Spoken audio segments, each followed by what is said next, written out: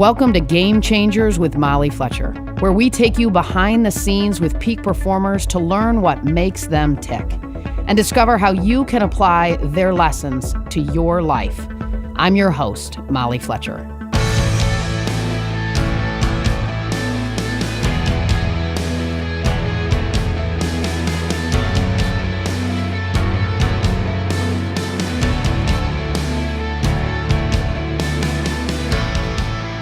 What if we could feel less busy while getting more done? In her new book, Off the Clock, time management expert Laura Vanderkam says it's possible. Laura's here to show us how we can figure out where our time really goes. Laura's the author of several time management and productivity books, including What the Most Successful People Do Before Breakfast. Her TED Talk, How to Gain Control of Your Time, has been viewed more than 5 million times. Our goal today?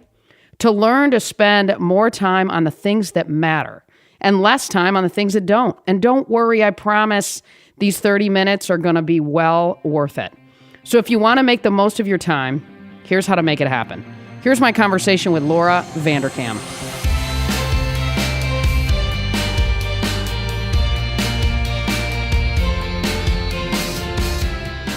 So Laura Vanderkam, it is awesome to have you on. You know you have a new book coming out, Off the Clock. So tell me, what's the big idea behind this new book? Well, I've been studying time management for a long time, and I've always been interested in how people get a lot done.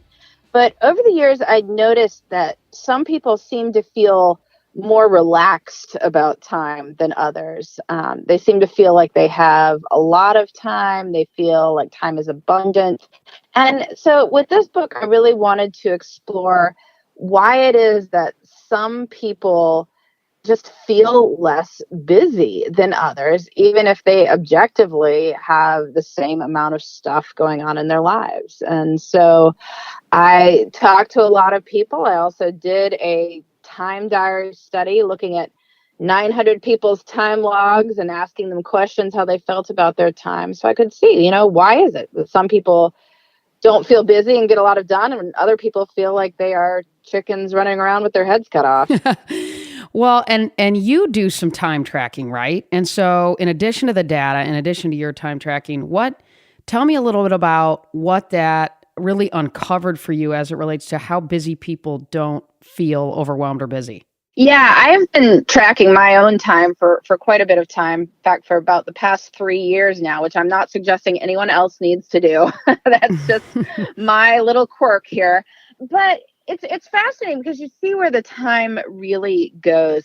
And one of the things I learned is that people who feel relaxed about time actually have a really good sense of where their time goes. And that seems a little bit like a paradox, right? That, being all aware of the minutes might make you feel more tied to the clock in some ways. But in fact, when you know where your time goes and you know how much time you're spending on the things that matter to you, then you can feel a little bit more relaxed about like, if this car ride went a little bit longer than I thought it was, or I'm spending a little bit more time on this client than I thought it was, it's all good. Like, I know I'm still making progress on what matters to me. Right. Which, to me, it sort of reminds me of when people do this with food, right? They log their food and it just heightens the awareness maybe. And, I have no data around it, but it feels like sometimes when you do that, good things happen. Yeah. And I want to, keeping track of where the time goes. It's not about catching people and like, oh, look, you wasted time here. I mean, we all waste time. Okay. It's similar into a food diary in that you will definitely find out that there were a few more handfuls of chips grabbed from the pantry than you might have imagined. But it's not about playing gotcha like that. It's often about showing people that not all the stories we tell ourselves about our lives are true. And I really do think that the truth sets us free. When we know where the time is truly going, then we can make rational decisions about, well, do I like this? Do I not like this? And if I don't like it, what can I do about it? And that's a much more powerful place to operate from than just this story of like, I'm so busy, I have no idea where the time goes. And hasn't it gotten to where it's sort of like this weird, cool, I'm so busy line that people throw around a lot, right? Like, I read that in your book. How was your weekend? People go, oh, I was so busy. Yeah. And I mean, I'm guilty of that, right? What's the deal with that? Why do we do that? And why does that make people feel better about themselves for some reason, I sense? Well, the idea behind busy is that you have a lot to do. Which, if you think about it, is like, well, everyone wants a piece of me. I must be very important in all Mm-hmm. spheres of life, Mm-hmm. And yet, you're never going to answer a question of like, "How was your weekend?" with like, "Molly, I want you to know just how important I am." Right? Like, this is not the way we answer the question. So, I think it's a nice way of pointing out to people how in demand we are. One of the things I often challenge people to do is to try not answering that way. Like, try telling people, like, there's an idea. Instead of, if it was, how was your weekend? Say, oh, really good. My family went and volunteered at a soup kitchen together. Like, that's a great topic of conversation. Okay. That's more of an interesting conversation than just that we're busy, or we went and visited relatives, or we all cooked a great meal together. Those are much more interesting things to talk about, and when you do start talking about those things, the conversations go a lot better. Mm-hmm. And so, what do you say? You have children. My weekends are filled with three teenage girls going three different directions, playing three different sports, and weeks with, a lot of travel. How do you, so when you think about how to not be too busy and how to engage in sort of, I want to touch on these 7 secrets you have. When you're dealing with lots of things kind of coming at you, what advice do you have for people, and moms like us, right, that have to navigate that, and candidly, dads that deal with that as well? Certainly, obviously, many do, of course. I mean, the thing about being mindful of your time is you should look at your weekends ahead of time and see what you have coming up. See when your kids have obligations that they've taken on. And by thinking of this ahead of time, you can make sure that any logistical arrangements that need to happen. But then you can also make sure that you plan in your fun stuff too. So what often happens, people are like, well, I just have to drive, my 3 kids everywhere, so there's no time for me to do anything that I want to do. And maybe that's not true, though. Maybe if you thought about it and looked at the schedule a bit holistically, you might say that, well, oh, if I got up on time, I could go for a run on Saturday morning before the first kid needs to be at her swim meet. But if I don't think about that and get my running shoes out, like, I won't magically do it. Like, it doesn't just magically happen. And so, or you might say like, oh, well, I'm actually bringing a kid to a soccer game that's pretty near a friend of mine I've been meaning to say hello to for a while. Maybe I could go over there for, 30 minutes while they're doing warm up and stuff. And so then you could have that fun as well. But if you don't look at your weekend ahead of time, you'll never think of this stuff in the spur of the moment. So I think it's really about getting a grip on where the time goes, thinking about your time before you're actually in it, and then prioritizing putting stuff in that is energizing for you as well. And yeah, because you talk about time freedom. Tell me a little bit about that. Well, to me, time freedom means that you are spending your time the way you wish to spend your time. And I don't mean, 100% of the time. Like, nobody gets that. But we can make a higher proportion of our time devoted to the things that we wish to be doing than if we sort of like magically let life happen to us. So for me, time freedom is both about having these relaxed, sort of off the clock feeling moments when you don't have any immediate obligations. We want to make sure we build some of that time into our lives, but then also choosing certain obligations that mean a lot to us, that allow us to achieve the life we want. So really, time freedom has 2 aspects to it. There's this freedom sort of from obligations sometimes when we want to relax, and also freedom to do the things that we'd like to do.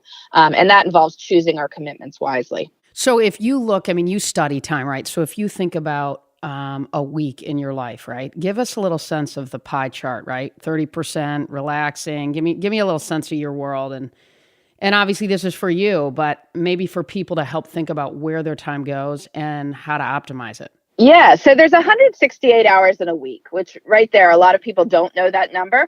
I would encourage your listeners to really think about that number because it's an important number. We really do live our lives in weeks. And so you've got 168 hours to play around with. I generally aim to work about 40 hours a week. Sometimes it's more, sometimes it's less, but that's kind of what I'm shooting for. So if you work 40 hours and sleep 8 hours a night, which is what a lot of people need, that would leave 72 hours for other things, which is, quite a bit of time. Like, it's Sure. certainly enough time to exercise some. If you think about it, exercising like 5 hours a week is actually a pretty big number for most of us.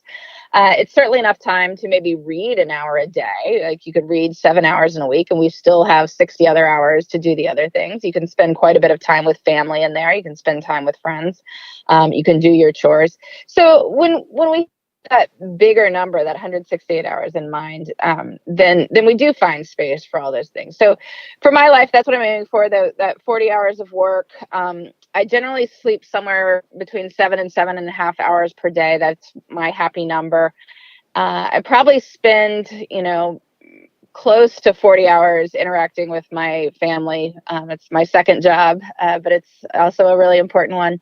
And then the remainder of the time is stuff like exercise and reading and my hobbies. I sing in a choir, and the other time goes where it goes.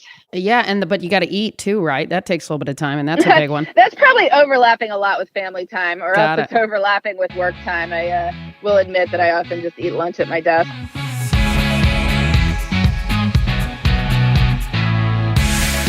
Okay, real quick, I want to tell you a little bit about our negotiation workshops, Game Changer Negotiation Training. After over a year of design and pilots all over the country, it's finally here. It's a one-day in-house transformational negotiation experience. The methodology is centered around building better relationships with people that we negotiate with in order to connect, do more deals, and do them faster. Visit GameChanger360.com or just email us at info@mollyfletcher.com if you're interested in learning more.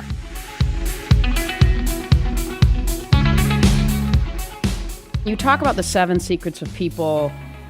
You sort of talk about the 7 secrets in kind of a snapshot. And so I'm going to rattle them off, and then maybe you can speak to them, right? So they tend to their garden, make life memorable, don't fill time, linger, invest in your happiness, let it go, and people are a good use of time. Tell me a little bit about those 7, how you came up with them, and how they can help our listeners. Yeah, well, these really came out of studying the time logs. I had 900 people track their time for a day, and I looked at the differences between people who felt relaxed about time and people who felt more anxious about time. By tending your garden, I mean being sort of constantly vigilant about where your time is going and if you're spending it the way you'd like to be spending it, because we can make changes to spend it better. If we don't like where it's going, we should try to change things. So that's what I mean by that. The making life memorable is actually, I think, one of the more interesting things that came out of this time diary study. So the thing about time is, the present is a very fleeting amount of time. Most of what time is either our anticipating of something we're going to do or our remembering of something we're going to do. And so we feel like we have more time when we've planned in more memorable things and when we're remembering memorable things. And so I encourage people to actually think about planning adventures into their lives, because it will make you feel like you have more time. And in fact, the people who felt like time was most abundant, I had everyone track a Monday.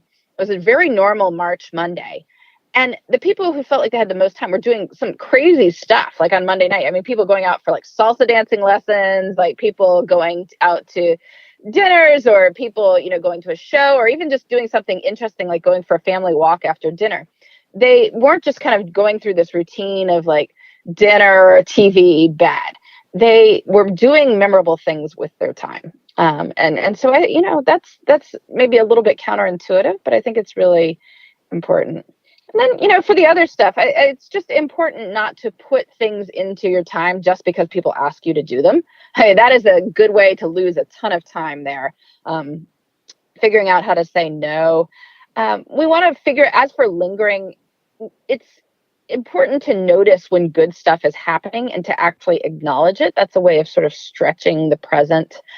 We don't want to ruminate too much about things, let go of expectations that are kind of ruining your time. And then I also found that people who spend a lot of time interacting with friends and family actually feel like they have more time than people who spend their leisure time doing things like watching TV or surfing the web.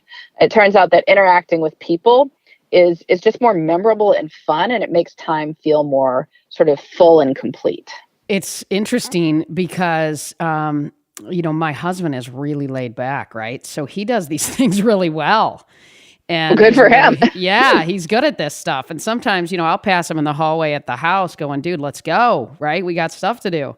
So he's good for me in that regard. And he does a lot of these things well. So tell me this, I interviewed Daniel Pink, who wrote a book called When. Tell me a little bit about the kind of connection between the when and time in your sort of research.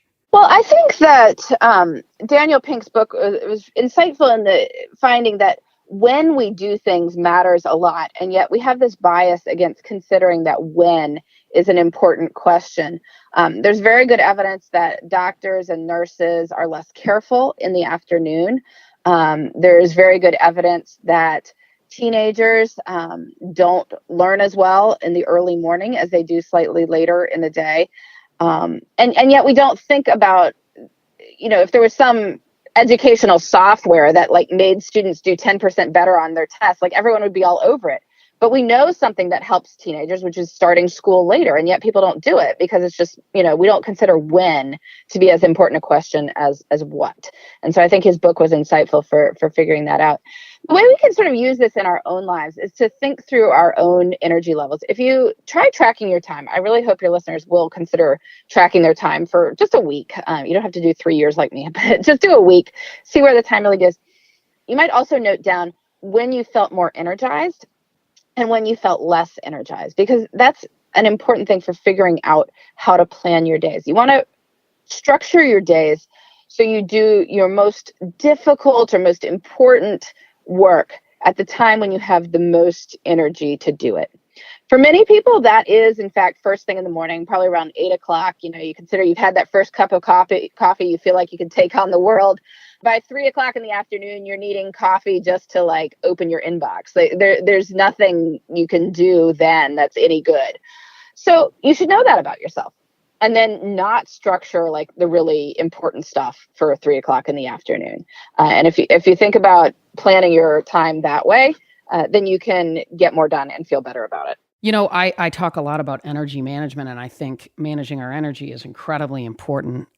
What's your take on the connection between time and energy? Because in my judgment, energy and our ability to manage it well is what allows us to more effectively manage our time.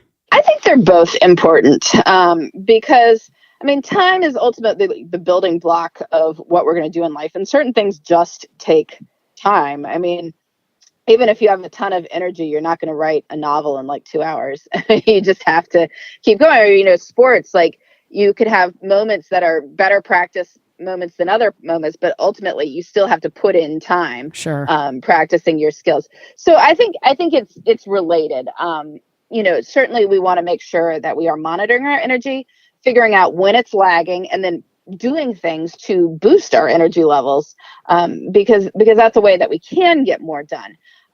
But you also just, on some level, you're always going to have more energy, most people at 8 a.m. than they are at 3 p.m. And so once you know that, yes, you can go for a short walk at 3 p.m., but you're also not going to put that really important meeting then either. What is your take on time blocking, right? I've worked with people that sort of advise people to sort of take, block hours where they deal with email, and then they block hours where they do creative work, and then they block hours for.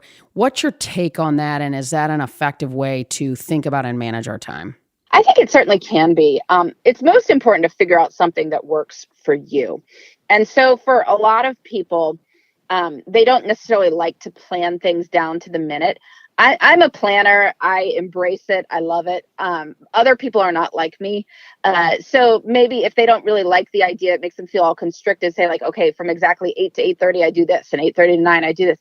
If they just sort of think about, well, always from 8 to 10, I'm dealing with my sort of focused head down work. And then from 10 to noon, I'm always on the phone with clients, right? And maybe from 1 to 3, I'm answering emails. Like that can help people make sure that they are devoting time to whatever is important in their lives, without giving short shrift to any of those areas, without them feeling sort of constrained, like I have to, call this one person at a certain time, or I have to send this email at this exact same time. So, that can certainly help for people, but it's really about figuring out what works best for you. I tend to plan my weeks by the week, for starters. I make myself a priority list for the week. What is my most important work priorities? And when do you do that? I do that Friday afternoon. Got it. And the reason is that, first of all, I'm not doing anything else on Friday afternoon. Like, I don't know about you, but I was never able to start anything big and exciting on Friday afternoon. So it was wasted time anyway. So it seemed like a good time to plan the next week, to get some of that time back rather than just completely letting it slide. The other reason is that if you quit for the weekend, knowing what you're doing on Monday, then you don't have to think about it during the weekend. And I think that's, you can just let it go. And that's a nice thing in many ways, rather than say, well, I know I need to figure that out Sunday night. Because even if you've got time blocked out for it Sunday night, then it's still kind of hanging over your head a little bit. The other issue is if you need to like set up meetings or things like that, not everyone's going to be at their desk or answering their email Sunday night, whereas most people are available Friday afternoon. So if there's anything logistical you need to work out, Friday afternoon is a good time for that. But yeah, no, I think through the week ahead, and then I put in, on the calendar when my top priority stuff is going to happen.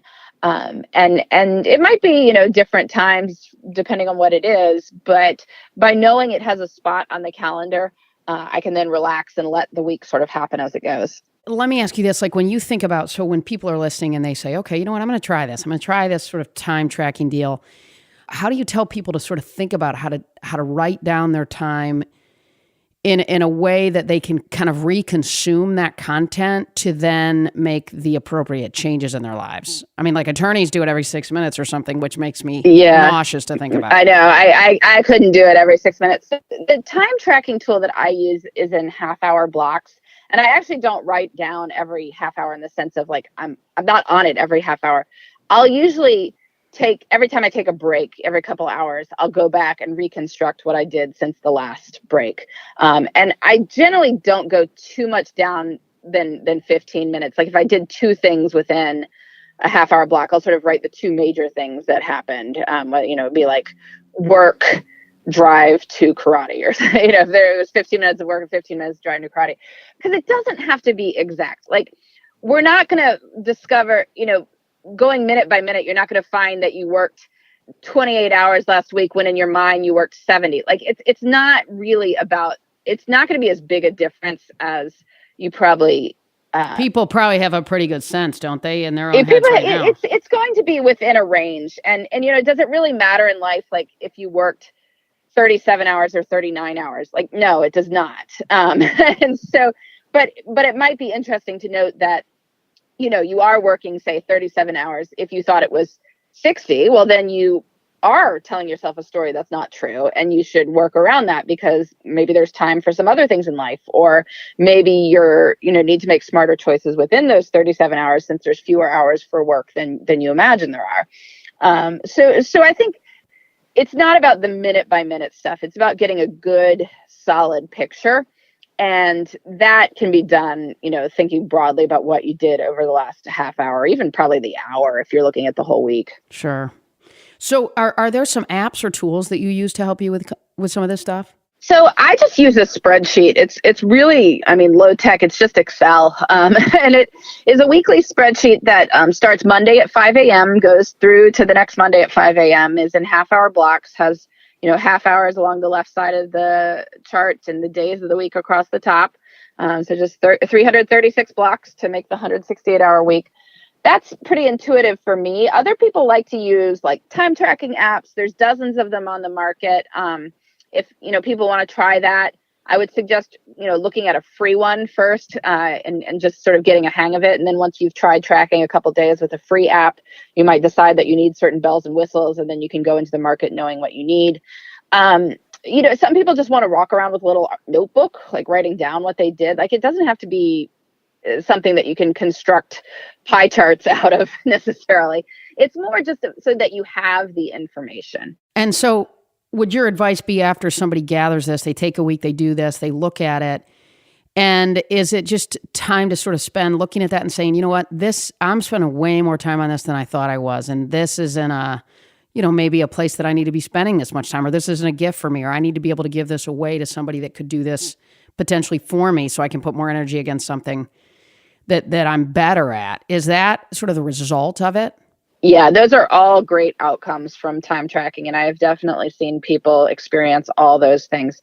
We do have a lot of stories we tell ourselves about our time that aren't true. I mean, people will tell themselves, I have absolutely no leisure time whatsoever. And then you'll see 3 evenings on the time log devoted to television watching. It's like, well, okay, yeah, there is free time. Maybe it's not as much as you want, but that's a totally different story than none. So let's work with the story, not as much as I want, because that you can do something with, right? You can decide to scale it up, see if there's other time you can use, or maybe make different choices within that time. Like if there's a hobby you'd prefer to be doing versus just sort of mindlessly looking at screens.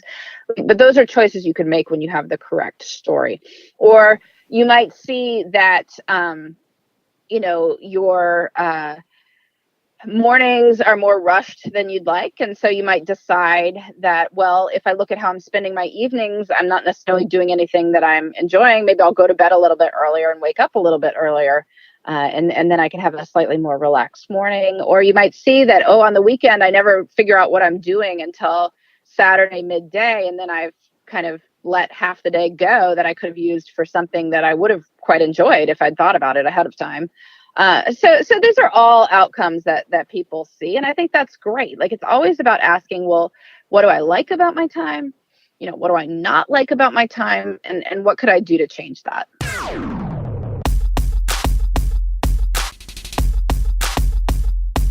Well, Laura, we end with rapid fire questions, and I would love to fire off a couple quick questions for you because I'm sure you're clocking me right now. So one word to describe yourself. Inquisitive. Are you a morning person or a night person? Neither. I guess is what I'd say. I'm probably right in the middle. I'm never going to be one of those people who wakes up on my own, singing with the larks at 5 a.m. However, I have figured out in my life that life works better when I do try to get up on time. So I make sure I go to bed on time. I'll never be thrilled about it, but that's the way life goes. What's the last book you read? I read The Boys on the Boat by Daniel James Brown. Sure. It's a great book about rowing, great sports book about the 1936 men's Olympic rowing team.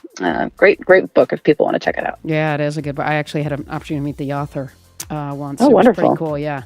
So what's your favorite podcast? I mean, besides Game Changers. Opposed to Game Changers? Right. Yeah. Well, if I can be a little bit, braggy here, I have a podcast. Nice. Which of course it's structured exactly to be like a podcast I'd want to listen to. It's called Best of Both Worlds. A friend, Sarah Hart Unger, who is a physician and mom of 3, and I decided to start a podcast that we look at how mostly women combine work and life with the idea of, there's plenty of us out there who love what we do professionally, love our families as well, and we want to celebrate how we make that all work. So that's my podcast, and I've enjoyed creating it, and I've talked to some fascinating women. Oh, I bet you have. Well, that is a whole nother topic, but one in which I think is important. Obviously, you have kids, I have kids, and juggling that can be tough, but we can do it. And so I appreciate what you're doing there. That is wonderful for women. What is one thing you can't live without? Coffee. It's a wonderful thing to have your first morning cup. I put real cream in it because I feel like early morning is just not the time for skim milk. And I enjoy every last sip of it. I'm with you. So, the show is called Game Changers with Molly Fletcher. Who's a game changer in your life that inspires you? Somebody that you really believe is truly a game changer, and why? So I have to say that I really admire my podcast co-host, my friend Sarah, because she has been a great example of somebody who's, succeeding in medicine, which has long been a male-dominated field, and she's built up a great practice in that. Also happily raising her kids, running, doing her hobbies like the podcast with me. Seems to make it all work and have a good time with it. So I'm always trying to sort of learn from her. And that's been one of the fun things of doing this project is getting to chat about it all the time. Wow, that's neat because you're immersed in work that not only is making you better, but certainly serving so many people. That's awesome. Laura, thanks so much for coming on. So people can find your book. Tell me a little bit about that and more about where people can find you. Yeah, so I write books on time management, which you can certainly get any bookstore. The next one is Off the Clock, and if there's if you're looking for general time management, I have one called 168 Hours that looks at how we spend our weeks. I blog at lauravanderkam.com. I generally post about 4 times a week, I'd say. And, just love to explore topics there of how we make the pieces of work and life fit together, how people can be more productive. And then, sometimes just sharing stories about my life too. So if your listeners want to check that out, I'd love to have them there. We have a great conversation going there. My commenters are like the nicest people on the internet. It is so much better comments than like anything I've seen anywhere else. Oh, that's cool. Well, that's because you're putting out good stuff. Good for you. I hope so. Well, Laura, thanks so much, and really appreciate you taking some time for us. Yeah, I'm always happy to do it. Thank you so much for having me on.